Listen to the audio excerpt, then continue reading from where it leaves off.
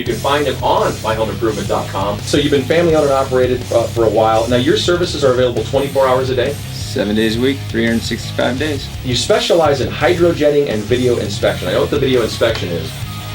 Hydrojetting? Picture a pressure washer on some major steroids. So we're talking about like you've got a clogged drain that's maybe a snake won't do it, and this thing's gonna push it out. It'll tear it to shreds. It'll produce 4,000 pounds of pressure, and it'll create 18 to 20 gallons of water per minute.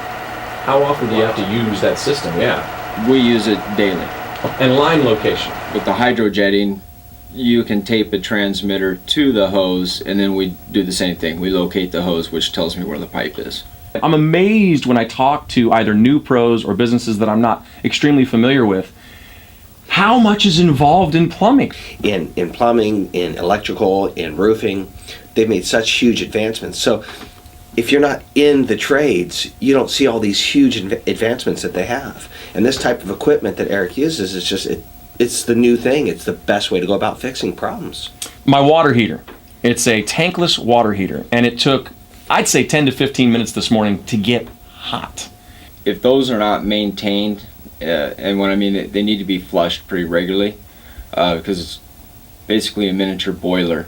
Well, the water is just running through hot coils constantly, and that's how you get hot water usually so fast. Okay. So I'd say the first thing is to call a professional out and have it serviced.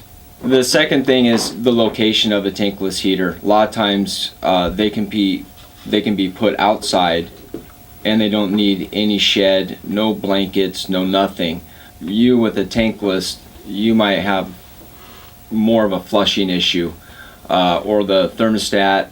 There's a couple different diagnostic problems that would have to be looked at. Let's just say I do have a choice. Well, tankless water heaters are real good for getting hot water real fast and real hot.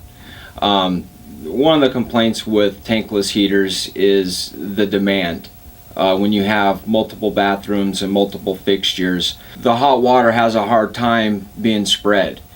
When you have a tank that holds 40-50 gallons of water and you want to do laundry and take a shower, it's there, but the problem with that is it may run out a little bit faster. Hence the length of time this morning it took me to get the water out. Correct. Okay. Our first hard rain was, a month ago? I'm bad with timelines like this, but I do recall waking up in the morning and seeing from the, whatever the deal is, that's the overflow, I guess it's an overflow.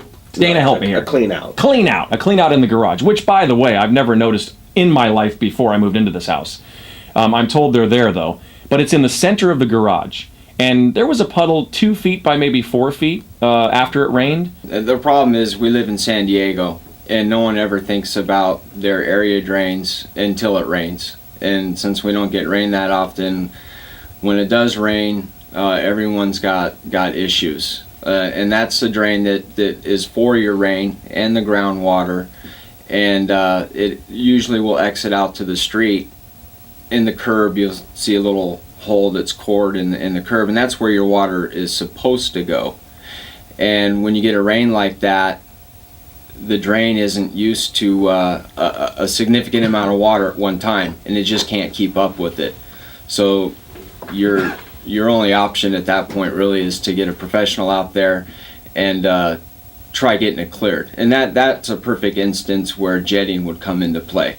Okay. You take 4,000 pounds of water pressure and a whole lot of volume of water, and that will take all the dirt, the sediment, and it'll shred the roots out instant.